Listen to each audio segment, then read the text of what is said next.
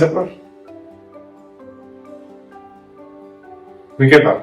అదే నేను రాను, నేను ఇప్పుడు వీడియో చేయాలి.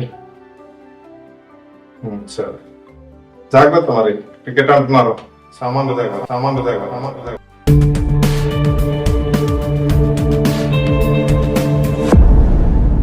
మంగపతి అనే క్యారెక్టర్ ఏదైతే కోర్ట్ మూవీలో చేశాడో ఆ క్యారెక్టర్ నుండి బయటికి రాలేదా, లేకపోతే ఆయన ఒరిజినల్ క్యారెక్టరే అదా, ఇంకా నాకు అర్థం కావట్లేదు. ఒకవేళ మీకు ఎవరికైనా అర్థమైతే ప్లీజ్ కమెంట్ చేసి చెప్పండి. ఆ క్యారెక్టర్ లో విధంగానే ఆ బట్టల విషయంలో ఆ అమ్మాయిని ఎలా అయితే చితకబడతాడో అదే విధంగా ఇక్కడ స్టేజ్ పైన కూడా అంతే పొగరుతోని అసలు అమ్మాయిలు ఆయనకి మాత్రమే అమ్మాయిల మీద గౌరవం ఉన్నట్టుగా చెప్తున్నాడు. కానీ తను అర్థం చేసుకోవాల్సింది ఏంటంటే తను ఉన్నది కూడా గ్లామర్ ఫీల్డ్ లోనే. తన పక్కన యాక్ట్ చేసిన హీరోయిన్స్ కూడా ఎక్స్పోజ్ చేసే ఉంటారు. సో తన పక్కన స్టేజ్ షేర్ చేసుకున్న హీరోయిన్స్ కూడా ఒకప్పుడు తక్కువ బట్టలు వేసుకునే వచ్చి ఉంటారు. తను లైమ్ లైట్ లో ఉండడానికి ఏమైనా ఇదంతా చేస్తున్నాడా అనేది మనం ఈరోజు చూద్దాము. ఫస్ట్ ఆఫ్ ఆల్ నేను ముందైతే అసలు శివాజీ అన్న ప్రతి మాటకి నేను వివరణ ఇస్తూ నేను మీకు చెప్దాం అనుకుంటున్నాను. ఏదో తను మాట్లాడేసింది కదా నేను చెప్పాలి కదా అన్నట్టు కాకుండా తను మాట్లాడిన వీడియో చూసుకుంటూ దాన్ని మనం కరెక్ట్ గా విశ్లేషిద్దాం. అసలు ఆయన ఏ పాయింట్ ఆఫ్ టైంలో ఆ వీడియోలో ఎట్లెట్లా అర్థాలు వచ్చినాయని చెప్పేసి మనం వీడియో చూసుకుంటూనే చెప్పుకుందాం. ఫస్ట్ అయితే మీకోసం నేను వీడియో చూపిస్తాను, తను మాట్లాడిన వీడియో చూడండి. ఇది తను మాట్లాడిన వీడియో. చాలా బాగుంది. దయచేసి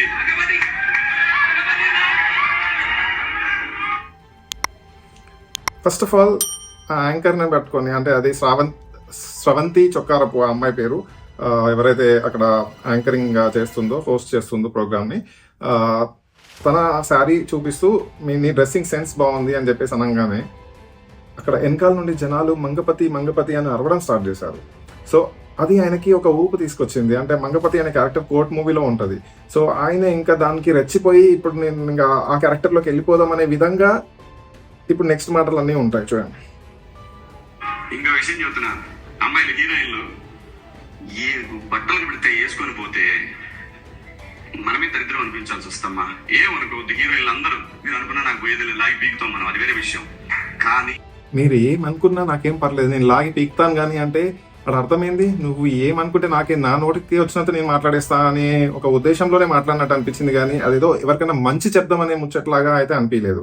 అండ్ ఇంకొకటి ఏంటంటే తన యాటిట్యూడ్ చాలా కనిపించేస్తుంది. ఇప్పుడు ఆ మాట్లాడే విధానంలోనే తన యాటిట్యూడ్ కనిపించేస్తుంది. సో నిజంగా కూడా ఇది కావాలని వాళ్ళు మంగపతి అని అర్థేసరికి ఏదో జనాల కోసం మాట్లాడాలని చెప్పేసి స్టేజ్ మీద ఉన్నా కదా, ఏం మాట్లాడాలి ఏం మాట్లాడద్దు అని కూడా కనీసం ఆలోచించకుండా మాట్లాడండేమో అని చెప్పేసి నాకు అనిపిస్తుంది. సో నెక్స్ట్ చూద్దాం. మీ అందం చీరలోను, మీ అందం నిండుగా కప్పుకునే బట్టల్లోనే ఉంటుంది తప్పితే సామాను కనపడే దాంట్లో ఏం ఉండదు. అందం చీరలోనే ఉంటుంది తప్పితే సామాన్లు కనపడే బట్టలు వేసుకోవడంలో ఏమీ ఉండదమ్మా అని చెప్పేసి చెప్పాడు. నేను అడుగుతున్నా, నీ ఇంట్లో వాళ్ళకి చెప్పుకో, నీ పర్సనల్గా నీకు తెలిసిన వాళ్ళకి చెప్పుకో, కానీ నువ్వు ఎవరికో చెప్పడానికి నువ్వు ఎవరు? అండ్ నీ సినిమాలలో సామాన్లు కనపడకుండా బట్టలు వేసుకొనే యాక్ట్ చేసినరా నీతో పాటు యాక్ట్ చేసిన వాళ్ళు, నువ్వు చేసిన ప్రతి సినిమాలో కూడా. ఇప్పుడు నువ్వు చేసే సినిమాలలో అసలు సామాన్లు కనపడే సీన్స్ అసలు లేవా? పోనీ ఒకప్పుడు చేసే సినిమాలలో లేవా? నువ్వు ఒక గ్లామర్ ఇండస్ట్రీ నుండి ఉండి నువ్వు ఇట్లాంటి మాటలు మాట్లాడడానికి నీకు కొంచెమన్నా సిగ్గు అనిపించలేదా? నీ దగ్గర పొగరుంటే నీ మలిచి పెట్టుకో, అంతేగాని ఆడపిల్లల బట్టల విషయాల్లో ఆడపిల్లల హక్కు అంటే నేను అనేది ఏంటంటే వాళ్ళు కరెక్ట్గా బట్టలు వేసుకోకూడదు అని చెప్పి నేను కూడా అనను.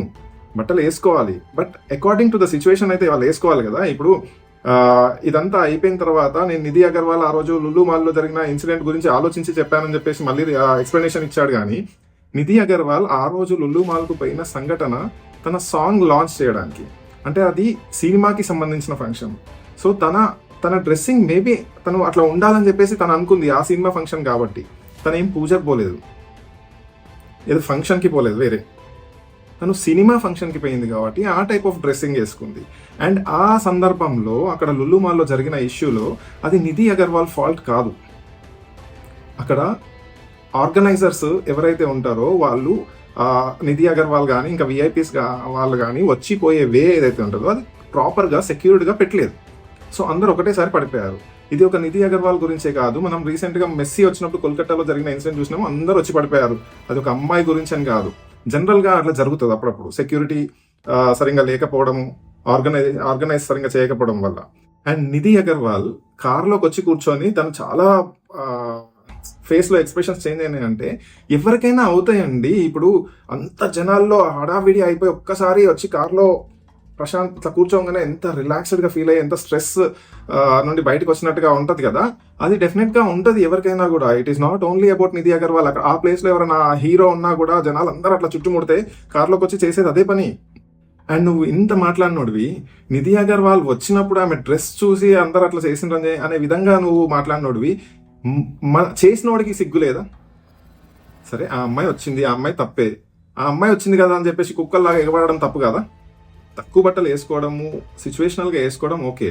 పొద్దాక ఇంకా నువ్వు రోడ్ల మీద ఊరికే కూడా అట్లనే వేసుకొని తిరుగుమని నేను కూడా చెప్పను. కాకపోతే ఆ సిచ్యువేషనల్గా ఉంటుంది. గ్లామర్ ఇండస్ట్రీలో వాళ్ళు వేసుకుంటారు, వాళ్ళు అట్లా వేసుకొని వస్తేనే మనం కూడా చూస్తాం. అది చూసే మీ ప్రేక్షకులకు కూడా అందరికీ తెలుసు. వాళ్ళు నిండుగా బుర్కాలు వేసుకొని స్టేజ్ మీదకి వస్తే మీరు ఎవరన్నా చూస్తారా? సినిమా హీరోయిన్ బుర్కా వేసుకొని సినిమాలో యాక్ట్ చేస్తే చూస్తారా మీరు?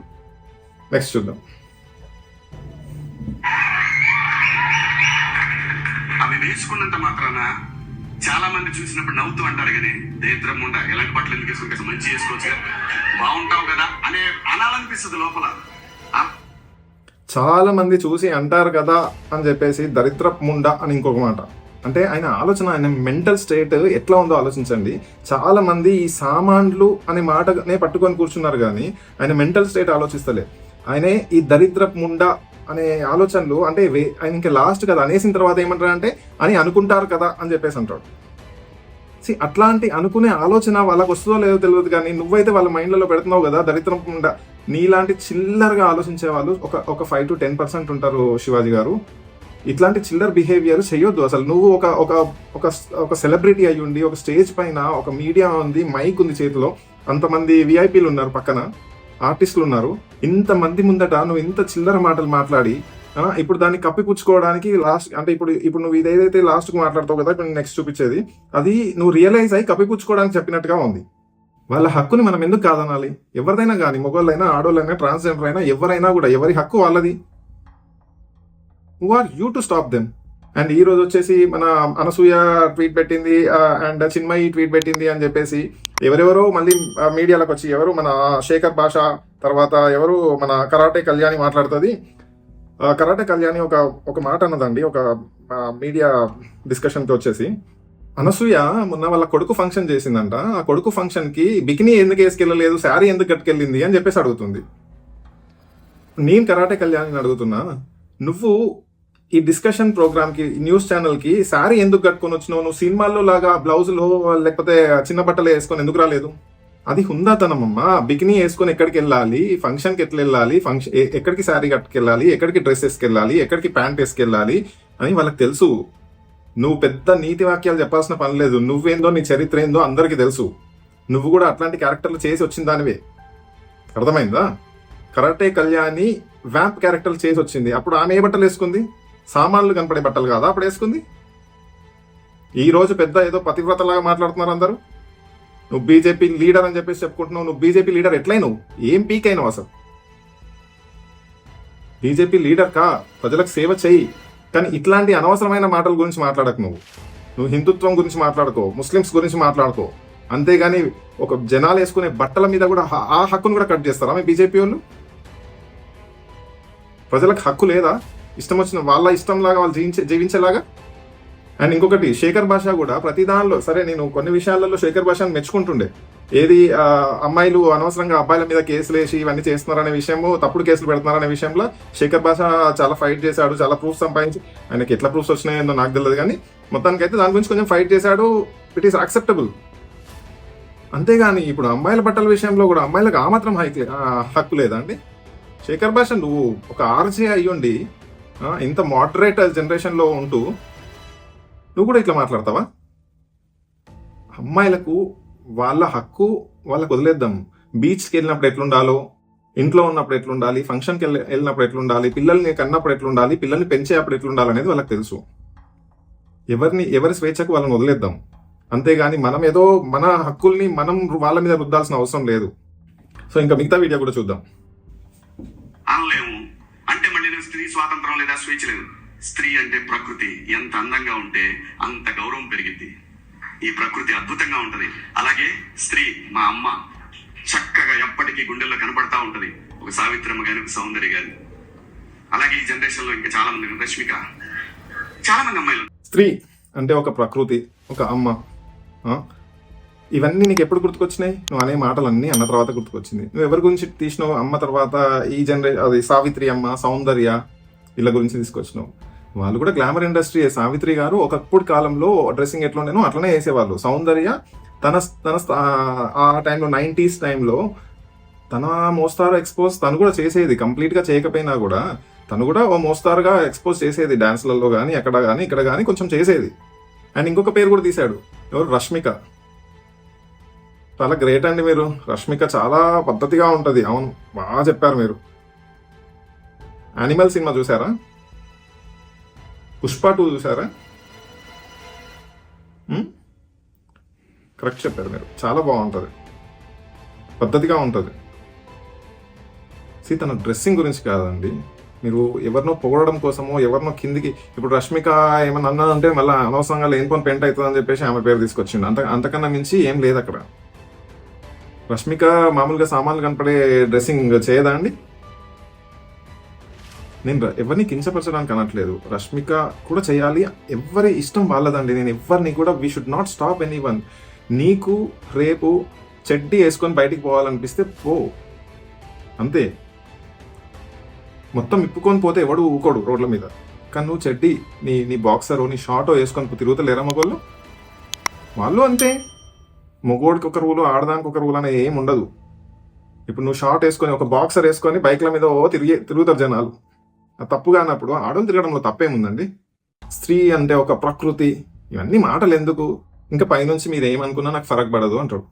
ఏదేమైనా నా దృష్టిలో తను మాట్లాడింది చాలా తప్పు. తను పర్సనల్గా ఇప్పుడు నేను కూడా మామూలుగా ఎవరితో నా ఫ్రెండ్స్తో మామూలుగా క్యాజువల్గా మాట్లాడినప్పుడు సామాన్లు అది ఇది అని చెప్పి మాట్లాడతాం. అంటే దాని సామాన్లు చూడరా, వాడు అరే సామాన్లు పగిలిపోతే జాగ్రత్త, ఇట్లా ఈ విధంగా చెప్పుకుంటా ఉంటాం.